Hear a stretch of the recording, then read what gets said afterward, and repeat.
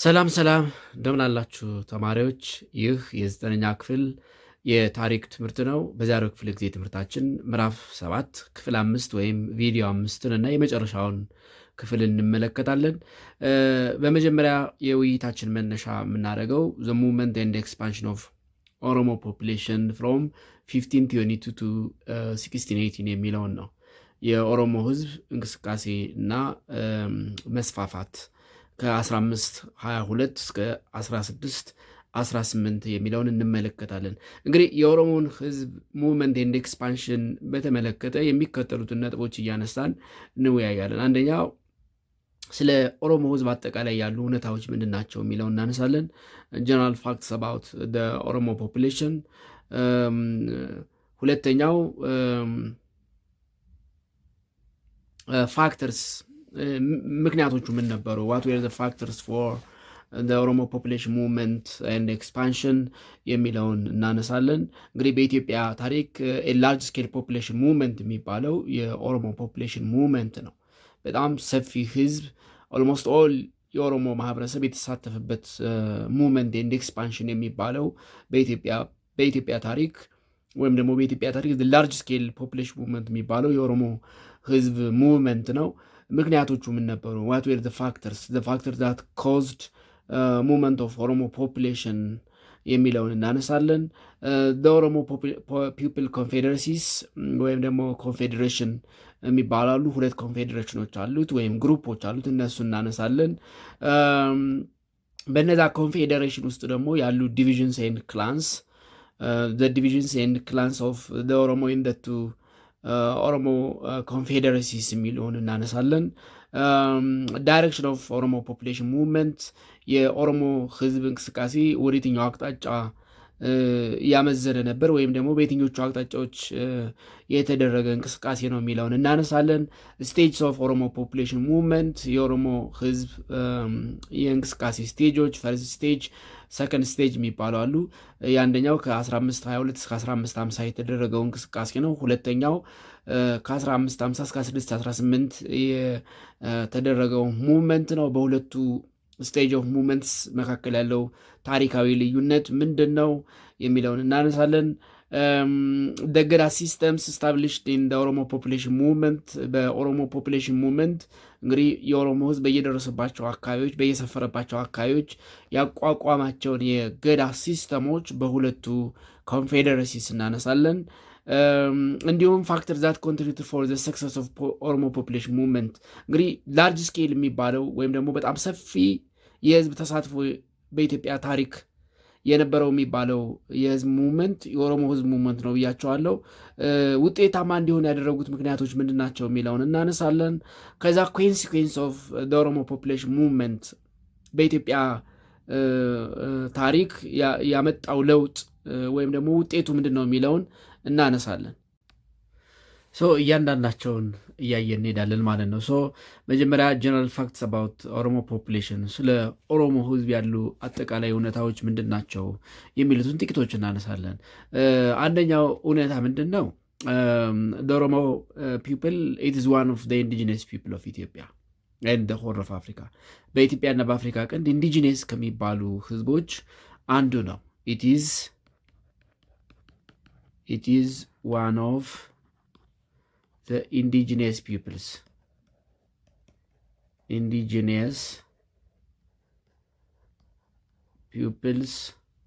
in Ethiopia of Ethiopia and the Horn of Africa of Ethiopia and the Horn of Africa በኢትዮጵያና በአፍሪካ ቀንድ ኢንዲጂኔስ ወይም ደግሞ የአካባቢው መስራች ከሚባሉ ህዝቦች መካከል አንዱ ነው። ሌላው ኢትዝ ዋን ኦፍ ዘ ኩሽቲክ ላንጉጅ ስፒከር የኩሽቲክ ቋንቋ ተናጋሪዎች ውስጥ ነው። ኢትዝ ዋን ኦፍ ዘ ኩሽቲክ ላንጉጅ ስፒከር ላንጉጅስ ስፒከር በኩሽቲክ መደብ ውስጥ ከሚነገሩ ቋንቋዎች አንዱን የሚናገር ነው ወይም ደግሞ የቋንቋ መደቡ ኩሽቲክ የሚባለው ነው። ፕላስ ኢት ኢዝ ዘ ላርጀስት ኩሽቲክ ላንጉጅ ስፒከር ኢን ኢትዮጵያ። ኢት ኢዝ ዘ ላርጀስት ኩሽቲክ ላንጉጅ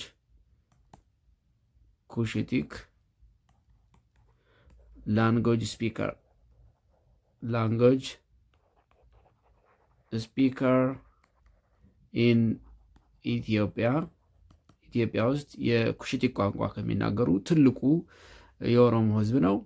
ወይም ደግሞ ኢትዮጵያ ውስጥ ካሉ ክላንስ ወይም ኔሽንስ ትልቁን ቁጥር የሚይዘው የኦሮሞ ማህበረሰብ ነው። ሌላው ታሪኩ ከአክሱም ታሪክ ኦልሞስት እኩል ነው። ኢትስ ሂስትሪ ኢዝ as long as the history of Aksum ከአክሱም ታሪክ ጋር እኩል ርዝማኔ ያለው ታሪክ ያለው ህዝብ ነው የሚሉትን ማንሳት እንችላለን። ያ ማለት when Aksum came into history, the Oromo was quite clear. It was quite clear that the Oromo also occupied a considerable parts of Ethiopia and the Horn of Africa. When Aksum came into history, when Aksum came into history, ወይም ደግሞ when Aksum exists, the Oromo people also occupied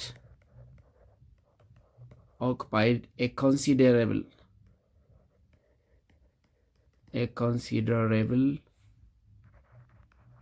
parts when part of the land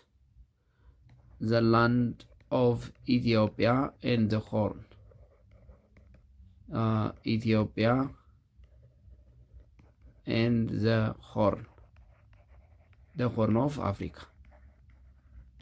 ስለዚህ የኦሮሞ ህዝብ ታሪክ እንደ ታሪክ ከአክሱም ታሪክ ጋር ኦልሞስት እኩል ወይም ደግሞ የአክሱም ታሪክ ሲጀመር ወይም ደግሞ የአክሱም ሂስትሪ ሲነሳ ኢትዮጵያ ውስጥ የተወሰነውን አካባቢ ይዞ የነበረ ህዝብ እንደነበረ እንግዲህ የታሪክ ድርሳናት ያስረዳሉ ማለት ነው። ሌላው እንግዲህ አኮርዲንግ ቱ ኦሮሞ ኦራል ትራዲሽን የኦሮሞ ህዝብ መነሻ የት ነው የሚለውን ስንመለከት the origin of Oromo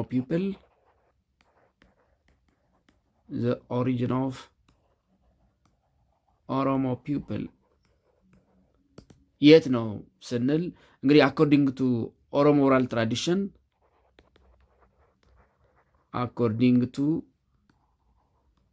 Oromo oral tradition እንደ ኦሮሞ አፈ ታሪክ the original homeland of Oromo before its movement, before the 16th century, that means before 1522, was south central parts of Ethiopia's highlands. The original homeland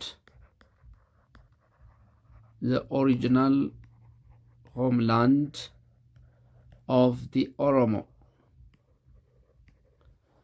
Oromo people, that is before 1522, was the south central parts of Ethiopia's highlands.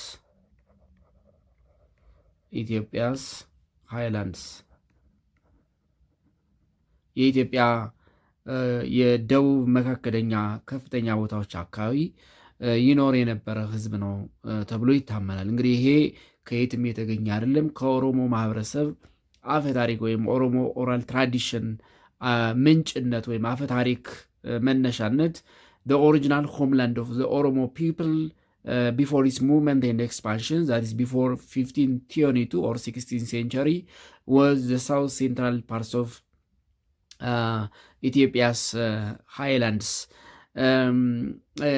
ስፔሲካሊ ለመናገር የአሁኑ መዳወላቡ የሚባለው የባሌ ሲዳማ ቦርደር አካባቢ የሚገኘው ቦታ ነበር።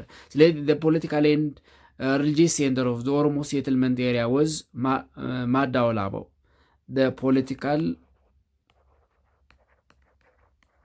and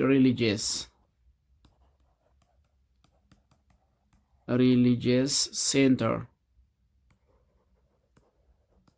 of the Oromo people or settlement area was Madawalabu.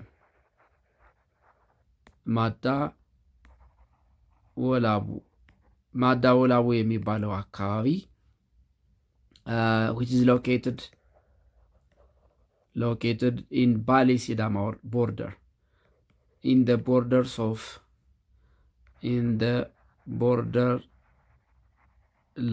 of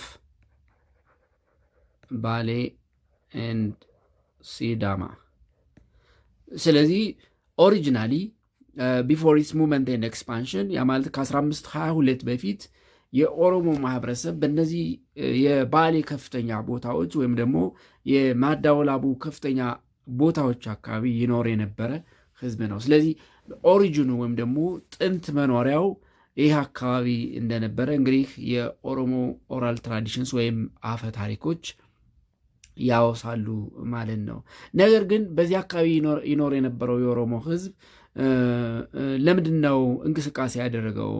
ዋት ዌር ዘ ኮዝ ፎር ዘ ኦሮሞ ፖፑሌሽን ሙቭመንት ኤንድ ኤክስፓንሽን የሚለውን እንመልከት። ለምንድን ነው የተንቀሳቀሰው? ዋይ ዘ ኦሮሞ ፖፑሌሽን ሙቭ ኤንድ ኤክስፓንድ የሚለውን እንመልከት። ፋክተርስ ዳት ኮዝድ ሙቭመንት ኦፍ ኦሮሞ ፖፑሌሽን ፋክተርስ that caused the movement of Oromo population. The movement of Oromo population. ምክንያቶቹ ምን ነበሩ የሚለውን እንመልከት። why the Oromo population move and expand. ምክንያቶቹ ምን ነበሩ? ምክንያቶቹ እንግዲህ ተፈጥሯዊና ሰው ሰራሽ ናቸው። The causes were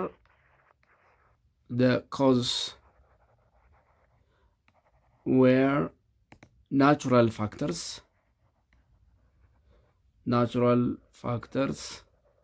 and human-made factors.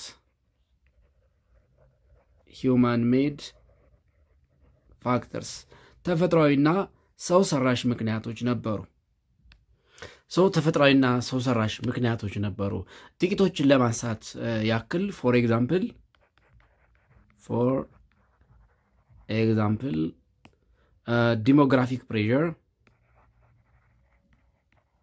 ዲሞግራፊክ ፕሬዠር that is need for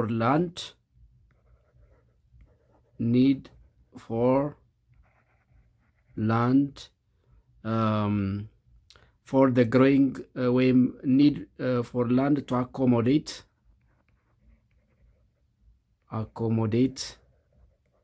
the growing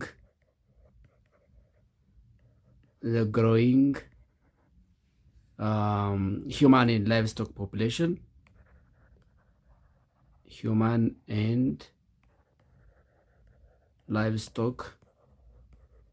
population. That means for settlement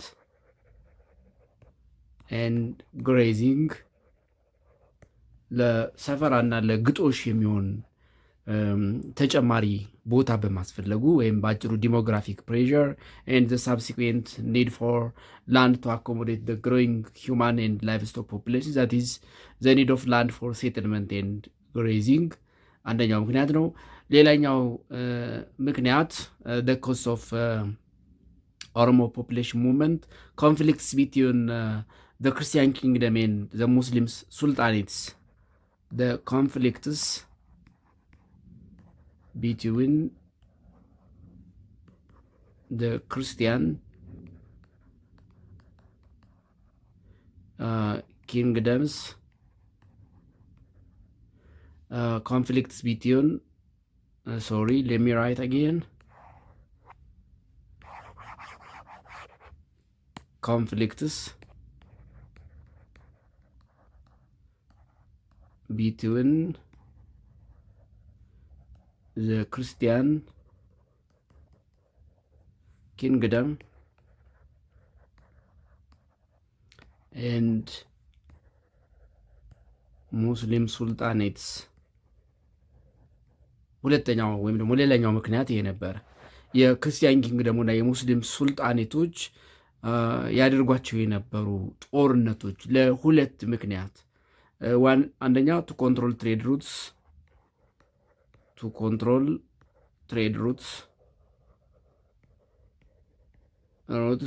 ሰከንድ ቱ ኤክስፓንድ ዜር ቴሪቶሪ to expand their territory ግዛታቸውን ለማስፋፋት እነዚህ ትሬድ ሩቶችን ለመቆጣጠር ያደርጉት የነበረው የእርስ በርስ ጦርነት እንግዲህ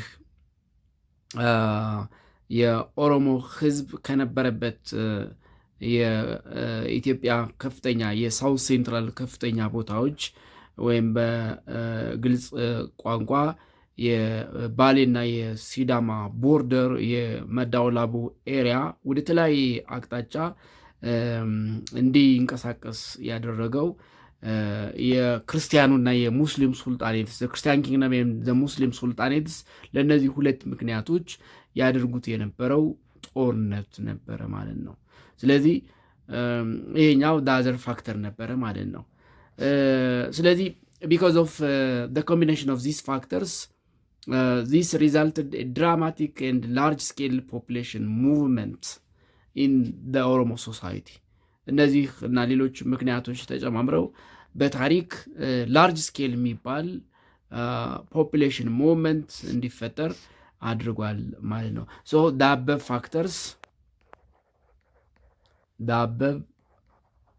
factors caused a large scale population movement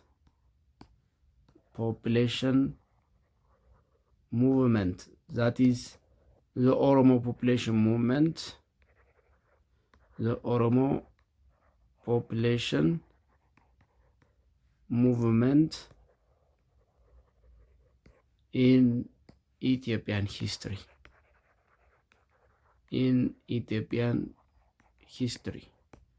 በኢትዮጵያ ታሪክ ላርጅ ስኬል የሚባል ፖፑሌሽን ሙቭመንት እንዲፈጠር አድርጓል ማለት ነው። ስለዚህ ምክንያቶቹ ተፈጥሯዊና ሰው ሰራሽ ነበሩ። የሚያመዝኑት ወይም ደግሞ እንቅስቃሴውን አግራቤት ያደረጉት ወይም ደግሞ እንዲሆን ያስገደዱት ምክንያቶች ግን በአብዛኛው ሰው ሰራሽ ወይም ሂውማን ሜድ ፋክተርስ ነበሩ። አንደኛው ዲሞግራፊክ ፕሬሸር የማህበረሰቡ ቁጥር መጨመሩና ፎር ግሮዊንግ ሂውማን ኤንድ ዜር ላይቭ ስቶክ ፖፑሌሽን አኮሞዴት የሚያደርግ ሰፊ ቦታ በማስፈለጉ፣ ሁለተኛ ደግሞ የክርስቲያን ኪንግደሙና የሙስሊም ሱልጣኔትስ በተለይ ቱ ኮንትሮል ትሬድ ሩትስ ኤንድ ቱ ኤክስፓንድ ዜር ቴሪቶሪ ያደርጉት የነበረው ጦርነት ነው። ለምንድን ነው እነዚህ የሙስሊም እና የክርስቲያን ኪንግደም የሚያደርጉት ጦርነት የኦሮሞ ህዝብ እንዲንቀሳቀስ ያደረገው? የኦሮሞ ህዝብ የክርስትናም የእስልምናም እምነት ተከታይ አልነበረም በወቅቱ። ናይዘር ክርስቲያኒቲ ኖር እስላም የሚባለው ወይም የራሱን ኢንዲጂነስ ሃይማኖት ይሄ በተለምዶ ዋቂ ፈና የሚለውን ሃይማኖት ይከተል የነበረ ህዝብ ስለነበረ በሁለቱም በኩል ከፍተኛ ፕሬዠር ነበረበት ማለት ነው። ስለዚህ እነዚህ ምክንያቶች በኢትዮጵያ ታሪክ ላርጅ ስኬል ፖፑሌሽን ሙቭመንት ወይም ደግሞ ላርጅ ስኬል ኦሮሞ ፖፑሌሽን ሙቭመንት ኤንድ ኤክስፓንሽን እንዲፈጠር አድርጓል ማለት ነው። ሌላው the two major confederacies of the Oromo people ቢፎር ዴር ኤክስፓንሽን የሚለውን እንመልከት። the two major confederacies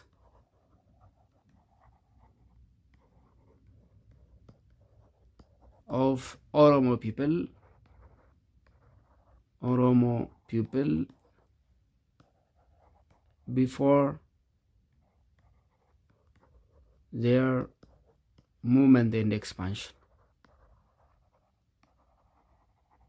movement and expansion.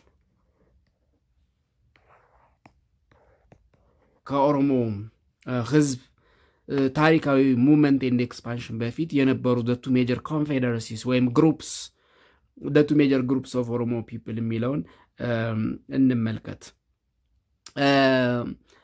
ቢፎር ዲስ ሙቭመንት ኦሮሞ ፖፑሌሽን ሃዝ two major confederacies or groups. Before the movement and expansion, the Oromo population or the Oromo people had two major confederacies or groups. ሁለት ግሩፖች ነበሩት። እነዚህም ባረንቱ ኮንፌዴሬሲስ ኤንድ ቦረና ኮንፌዴሬሲስ ናቸው። እነዚህም ባረንቱ ኮንፌዴሬሲስ ወይም ኮንፌዴሬሲ ኤንድ ቦረና ኮንፌዴሬሲስ።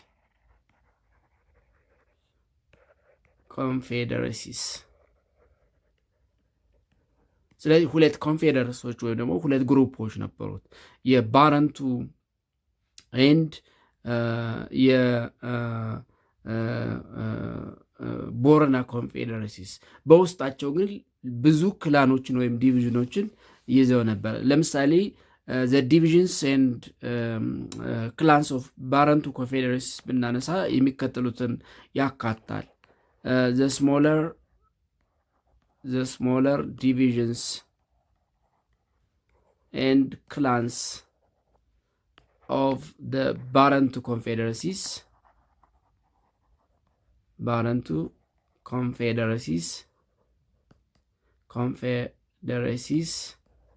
ብናነሳ የሚከተሉትን ያካትት ነበረ።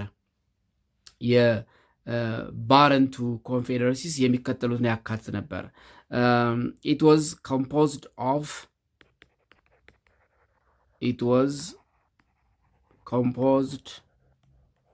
of one Karayu,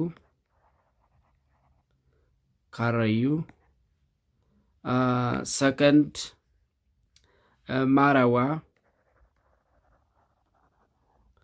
third Southern Borana,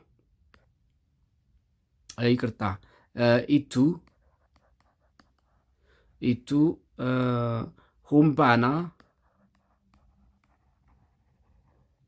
Humbana,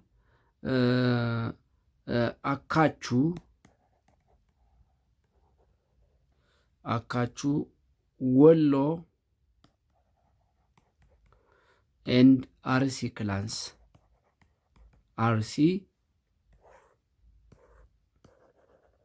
ክላኖችን ይዝ ነበር። ስለዚህ ባረንቱ የሚባለው ኮንፌዴሬሲ ወይም ግሩፕ እነዚህን ያካተተ የከረዩ፣ የመረዋ፣ የኢቱ፣ የሁምባና፣ የአካቹ፣ የወሎና የአርሲ ክላኖችን ይይዝ ነበረ። በሁለተኛ የቦረና ዲቪዥንስ ኤንድ ክላንስ ዘ ስሞለር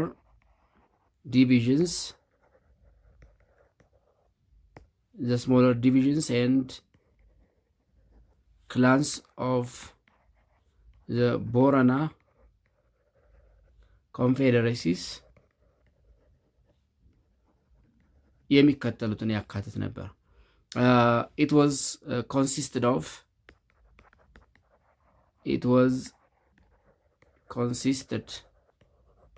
of Mecha, ቱለማ፣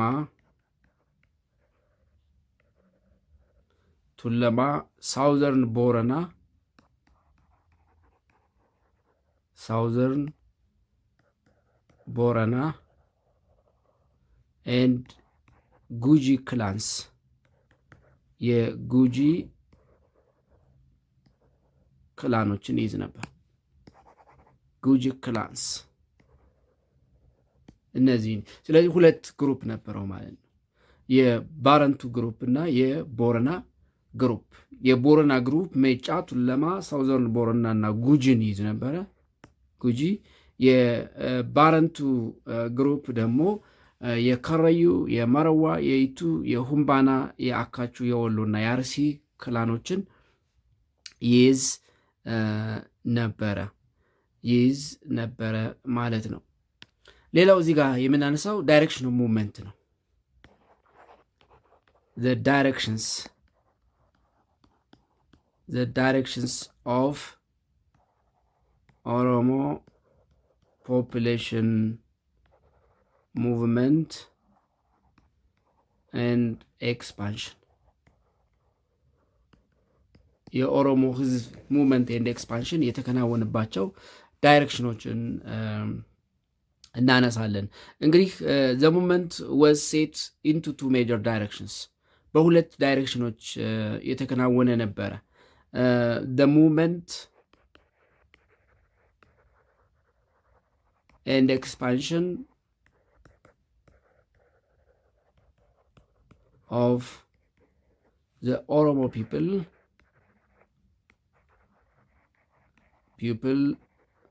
was set into major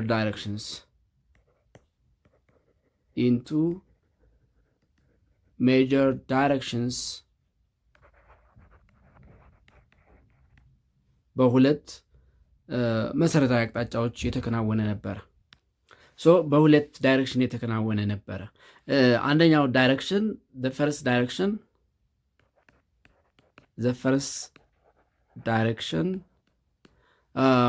it was to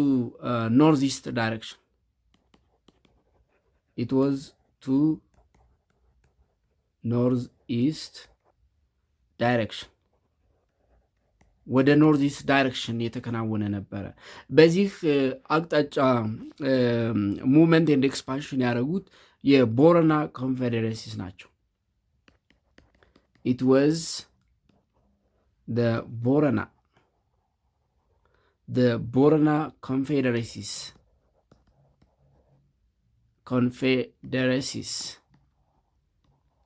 that moved out in the northeast direction. ከላይ ያየናቸው የቦረና ኮንፌዴሬሲስ ያ ማለት የሜጫ፣ የቱለማ፣ የሳውዘርን ቦረና እና የጉጂ ክላንስ እንቅስቃሴ ያደረጉት ወደ ኖርዝ ኢስት ዳይሬክሽን ነበረ። ሁለተኛው ዳይሬክሽን ኖርዝ ዌስት ዳይሬክሽን ነው። ዘ ሰከንድ ዳይሬክሽን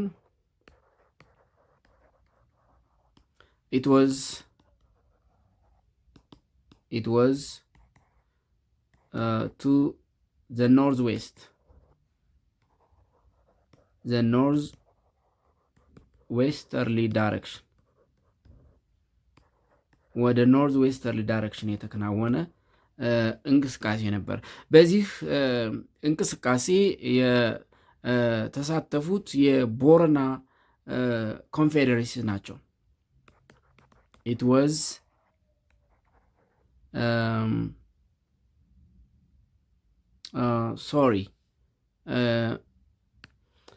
in the northeast direction, not Borana, it is Barantu. Sorry for the mistake. the Barantu ወደ ኖርዝ ዌስተርሊ ዳይሬክሽን የተጓዙት ደግሞ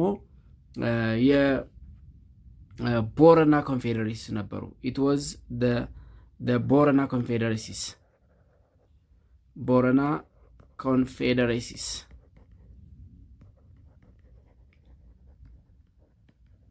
Confederacies that move towards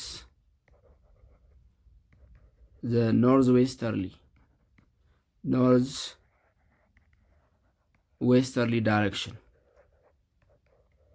ስለዚህ የባረንቱ ወደ ኖርዝ ኢስት ዳይሬክሽን ሙቭ ሲያደርጉ የባረንቱ ግሩፕስ ወይም የባረንቱ ኮንፌዴሬሲስ ወደ ኖርዝ ኢስት ሙቭ ሲያደርጉ ወደ ኖርዝ ዌስተርሊ ሙቭ ያደረጉት ደግሞ የቦረና ኮንፌዴሬሲስ ናቸው። የቦረና ኮንፌዴሬሲስ ኢትዮጵያ ውስጥ ወደ ኖርዝ ዌስተርሊ ወይም ወደ ሰሜን ምዕራብ አቅጣጫ መጓዛቸው ብቻ አይደለም፣ አውትሳይድ ኦፍ ኢትዮጵያም ወደ ኬንያ ኤንድ ሶማሊያ ሙቭ አድርገዋል። ቦረና ግሩፕስ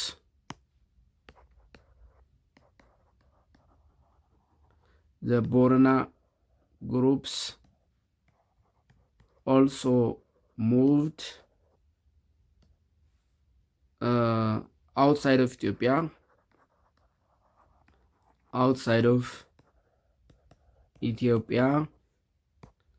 that is to Kenya and Somalia.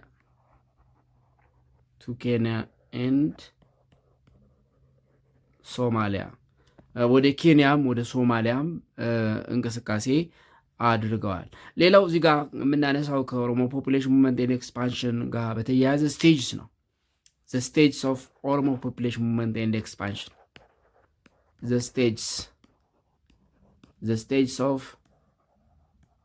ኦሮሞ ፖፑሌሽን movements and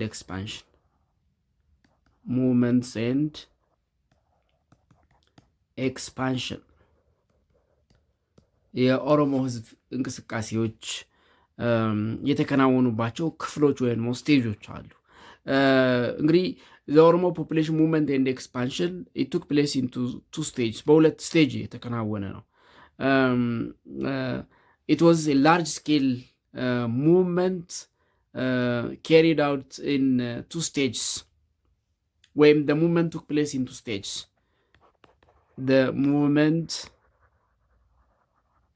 and expansion of the Oromo people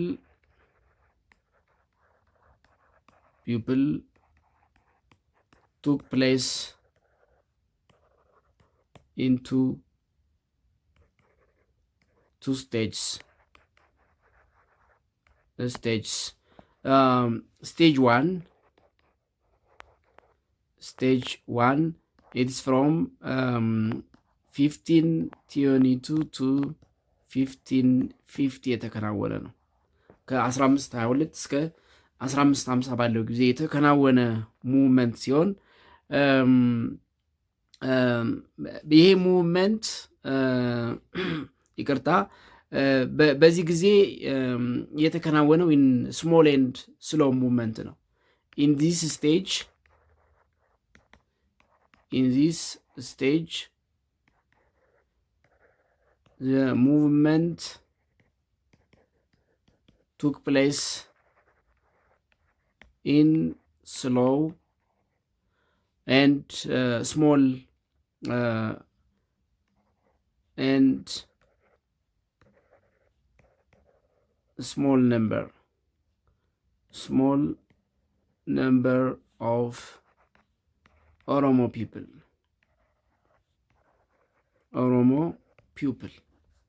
በዚህ በመጀመሪያው ስቴጅ ያን ያክል ፈጣን የሚባል ወይም ደግሞ ብዙ ቦታዎችን ያካተተ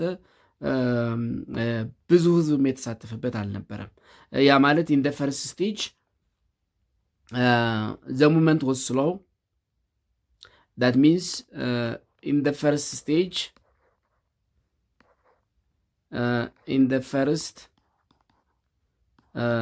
stage the movement covers small area.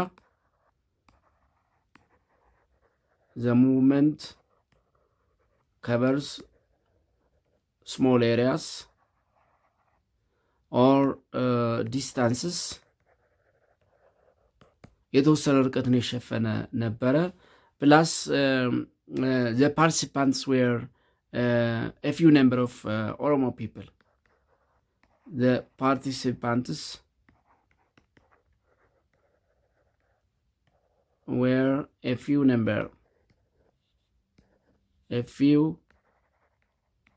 number of Oromo people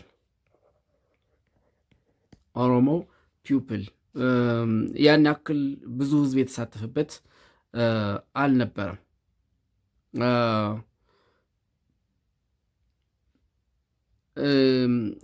ግን ሁለተኛው የሚባለው the second stage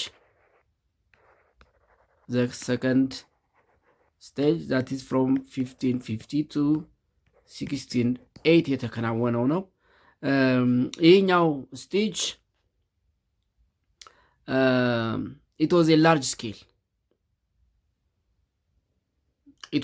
scale movement. It was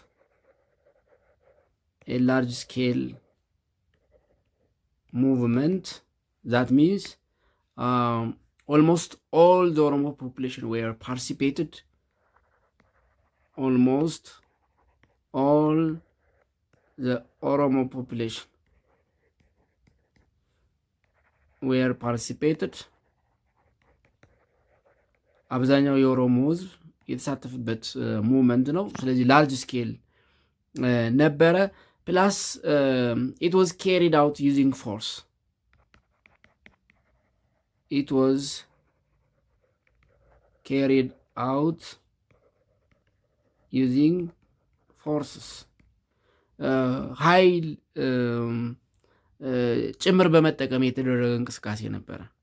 ያ ማለት በሚንቀሳቀሱበት ቦታ ሁሉ ካገኙት ማህበረሰብ ጋር ጦርነት ነበረ ማለት ነው። there was conflict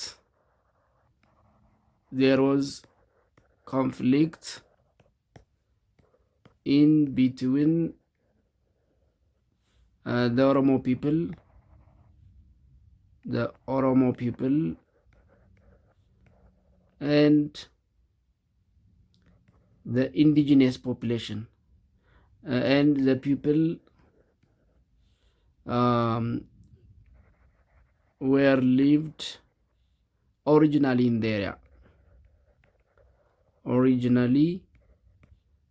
in the area.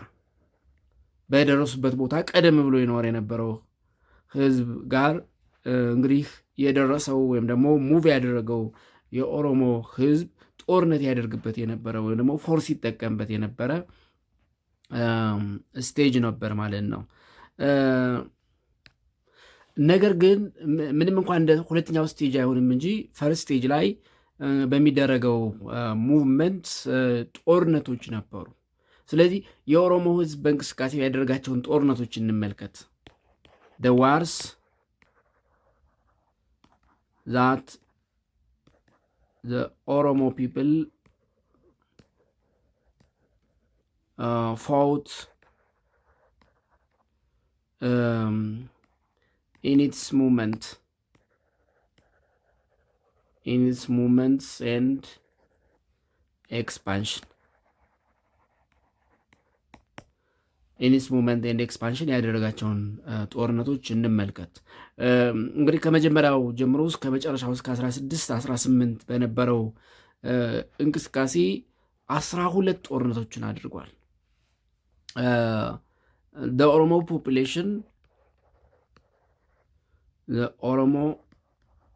population fought 12 Buta wars from 1522 to 1618 in its movements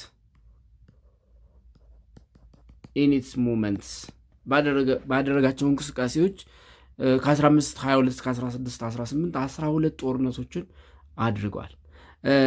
ለምሳሌ ደፈርስት ገዳ ያው እንግዲህ መዳውላቦ ላይ የተመሰረተው የመጀመሪያው የገዳ ስርዓት ከ1522 እስከ 1530 with the Christian regiment ባትራ ሞራ ሊድ ባይ ፋሲሌ ኤንድ ኦኩፓይድ ባሌን አካባቢ ለመያዝ ጦርነት አድርጓል። ለምሳሌ the first war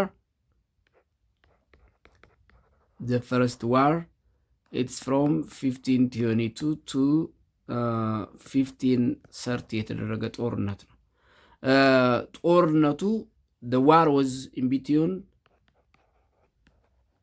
the war was in between the first ገዳ the first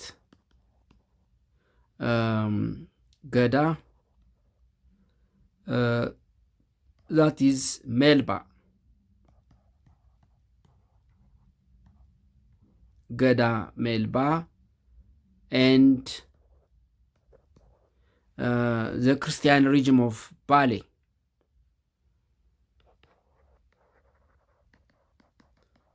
The Christian regime or kingdom of Bali.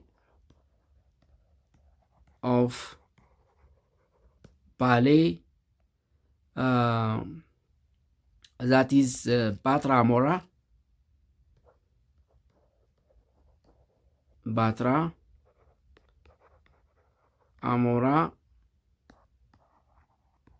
lead by ፋሲል ያ ማለት ባሌን ለመቆጣጠር ከክርስቲያን ኪንግደም ከአካባቢ የክርስቲያን ኪንግደም ባትራሞራ ሊድ ባይ ፋሲል የተደረገው አንደኛው ጦርነት ነው። ሁለተኛው the second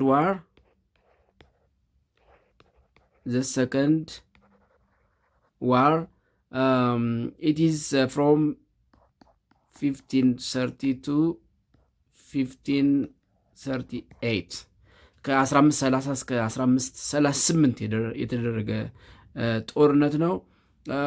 the war was in between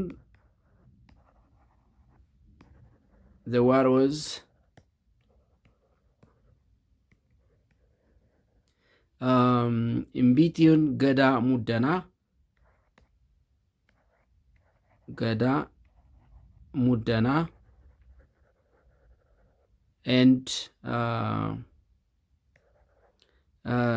the Awash River settlers. The Awash River settlers ከአዋሽ ወንዝ አካባቢ ሰፋሪዎች ወይም ደግሞ ነዋሪዎች ጋር የተደረገ ጦርነት ነው። ገዳ ሙደና ከአዋሽ ሪቨር ሴትለርስ ወይም ደግሞ የአዋሽ ወንዝ አካባቢ ያደረጉት ጦርነት ነው። ሶስተኛው the third war it is from 1538 to 1546 ከ1538 እስከ 1546 ያደረጉት ጦርነት ነው። ሶስተኛው ጦርነት the third war ከ1538 እስከ 1546 ባለው ጊዜ የተከናወነ ነው። በዚህ ጊዜ የተደረገው ጦርነት the war was in between ገዳ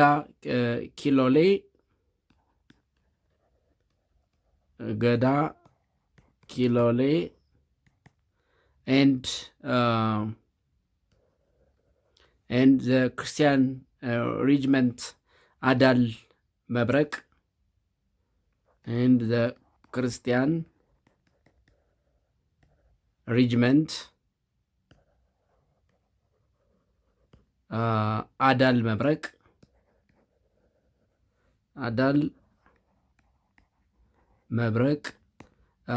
to control ዳዋሮ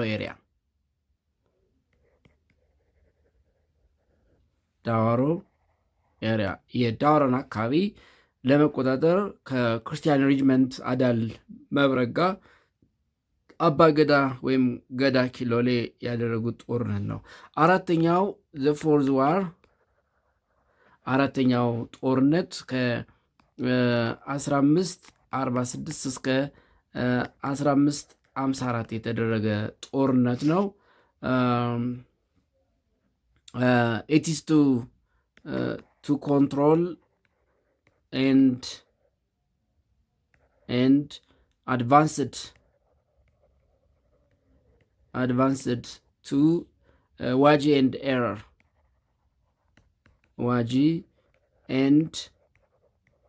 ኤረር ለመያዝ የተደረገ ጦርነት ነው። አምስተኛው ዘ ፊቭዝ ዋር ኢትስ ፍሮም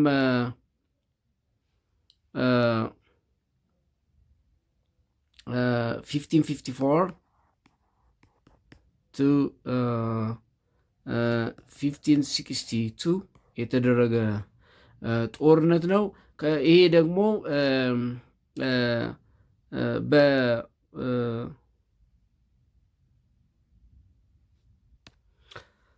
አምስተኛ ጦርነት ከ1554 እስከ 1562 የተደረገው ጦርነት ነው። ይህ ጦርነት በገዳ ሚቼሌ እና በተለያዩ ኃይሎች መካከል የተደረገ ጦርነት ነው። the war was in between ገዳ ሚቼሌ and the following forces.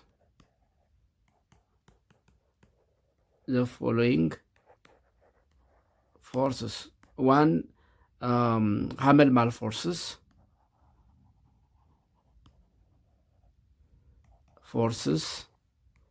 at ዳጎ ላይ የተደረገ ጃናሞራ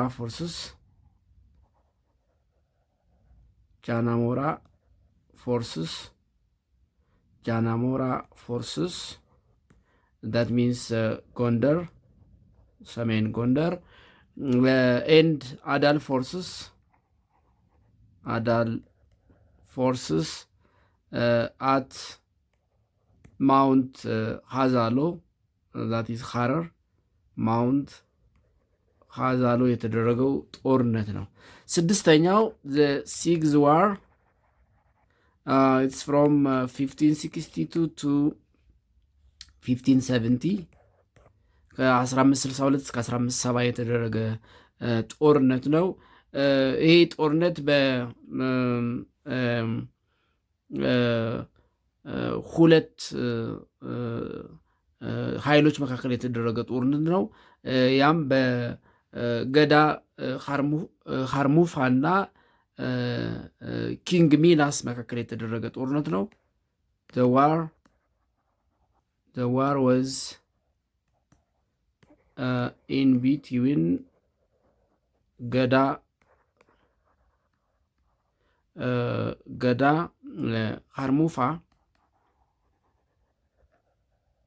ሀርሙፋ and ኪንግ ሚናስ መካከል የተደረገ ጦርነት ነው። ቱ ኮንትሮል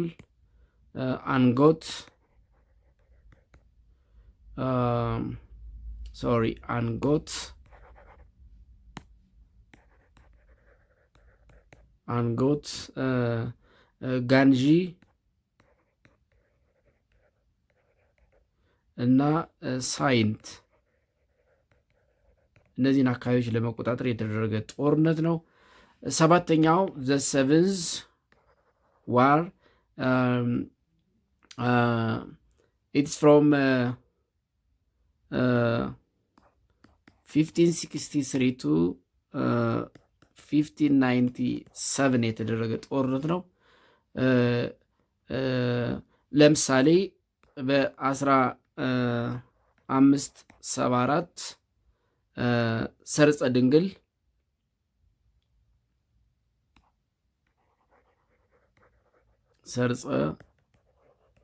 ድንግል የሰርጸ ድንግል ፎርስ ሊድ ባይ አዛዥ ሀሊቦ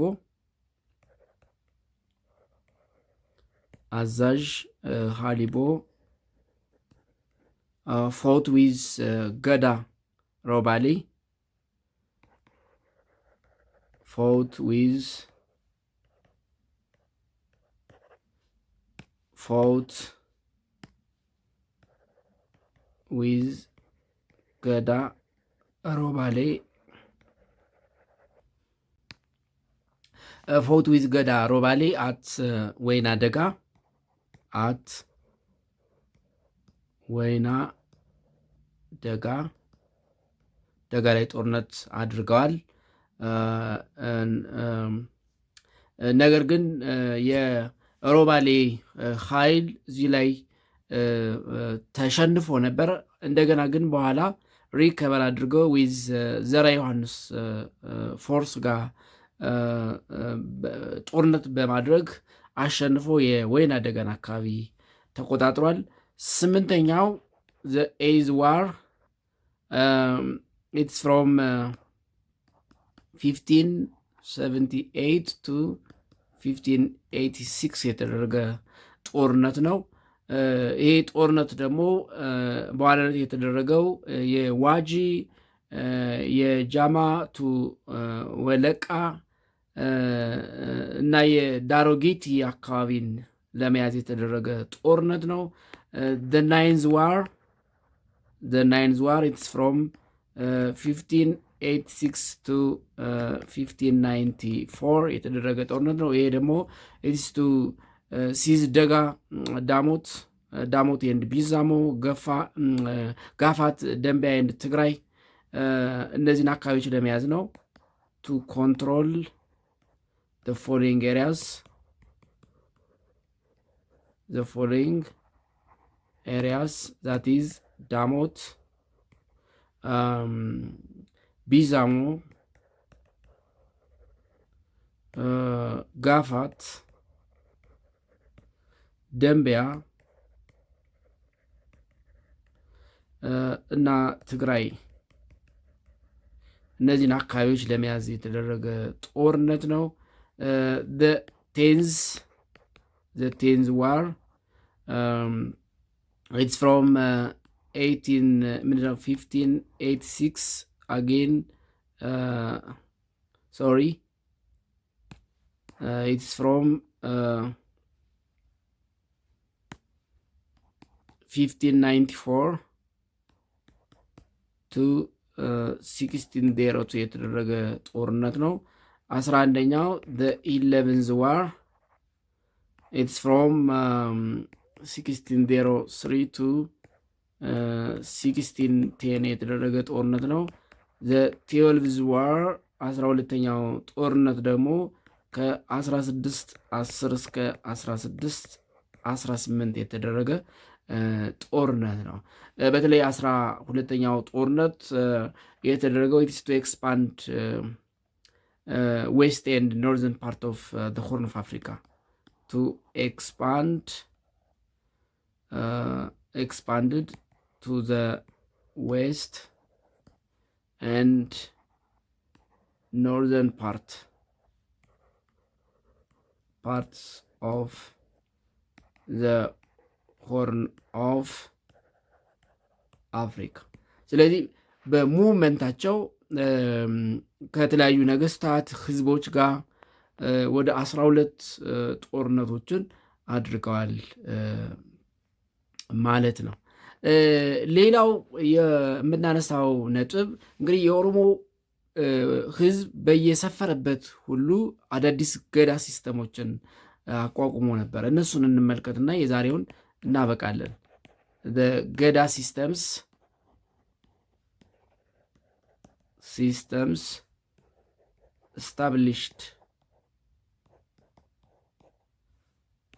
established by the Oromo people in their movement and expansion በሙቭመንት ኤንድ ኤክስፓንሽናቸው ወቅት የተደረጉ ወይም ደግሞ የተቋቋሙ የገዳ ሲስተሞች አሉ። ጥቂቶችን እናንሳ።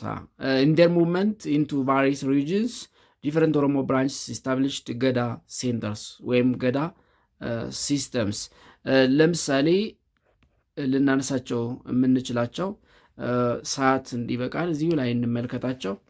አንደኛ የኦዳ ናቢ ኦፍ ቱለማ ኢስት ሸዋ፣ ሁለተኛ የኦዳ ሮቤ ኦፍ ሲኮ ማንዶ ኢናሪሲ፣ የኦዳ ቡልቱም ኦፍ ኢቱ ሁምቤና ኢን ሐረርጌ፣ የኦዳ ቢሲሎፍ ሜጫ ዌስት ሸዋ፣ የኦዳ ቡልቂ ኦፍ ጃዊ ሜጫ ሆሮ ጉድሩ ማንሳት ይቻላል። ሌሎችም አሉ።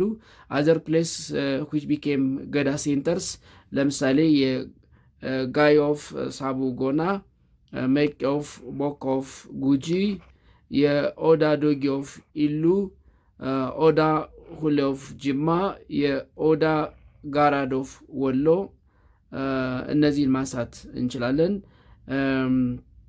ሌላው ገዳ ሊደርስ ለምሳሌ የዳዎ ጎቦ ኦፍ ቦረና፣ የአናሶሪ ኦፍ ጉጂ፣ የማቆ ባሌ ኦፍ ሜጫ፣ የባኮ ኮይ ኦፍ ጅማ and others established as a ገዳ center. They laid down cardinal laws in their respective areas.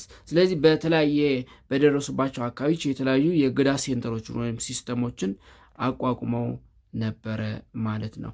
ሌላው ግን እዚህ ጋር ማንሳት ያለብን የኦሮሞ ፖፑሌሽን ሙቭመንት ሰክሰስፉል እንዲሆን ያደረጉት ምክንያቶች ምን ነበሩ የሚለውን እናንሳ። what are the factors that makes the Oromo population movement and expansion successful? ሁለት ዋና ዋና ምክንያቶች ይነሳሉ። the Oromo population movement and expansion was successful for several reasons. ከነዚህ ውስጥ አንደኛው in the first place ሙቭመንቱ የሚደረገው በገዳ ሲስተም ነበረ። the ገዳ system provide training and military organization which contributes much to the movement's success. ስለዚህ የገዳ ሲስተም በገዳ ሲስተም የሚከናወን ሙቭመንት ስለነበረ የገዳ ሲስተሙ ደግሞ ትሬኒንግ እና ሚሊተሪ ኦርጋናይዜሽን ያደርግ ስለነበረ ሙቭመንቱ ውጤታማ እንዲሆን አድርጓል። ሌላው ሙቭመንቱ ውጤታማ ሰክሰስፉል እንዲሆን ያደረገው because almost all members of the society participated in the war. በሚደረጉ እንግዲህ ከላይ ያየናቸው ወደ 12 ጦርነቶች ተከናውነዋል። በነዛ ጦርነቶች ሁሉም የማህበረሰብ ስኬል ምንድነው የማህበረሰብ ክፍል ይሳተፍበት ነበረ። so it was a large scale expansion, so difficult to stop. ማስቆም የማይቻል ላርጅ ስኬል ኤክስፓንሽን ወይም ደግሞ ሙቭመንት ነበረ ማለት ነው። ከዚህ በተጨማሪ ግን የኦሮሞ ፖፑሌሽን ሙቭመንት ውጤታማ እንዲሆን ያደረገው ሌላው መነሳት ያለበት የሙስሊም ስቴትስ እና የክርስቲያን ኪንግደምስ እርስ በርስ ያደርጉት በነበረው ጦርነት ተዳክመው ስለነበረ ነው። የነሱ መዳከም እንግዲህ የኦሮሞ ፖፑሌሽን ሙቭመንትን አልጋ በአልጋ እንዲሆን ወይም ደግሞ ቀላል እንዲሆንለት አድርጓል ማለት ነው። ኢት ኢዝ ኦል አባውት ዩኒት 7 በዚህ እንጨርሳለን። በሚቀጥለው በምዕራፍ 8 እንገናኛለን።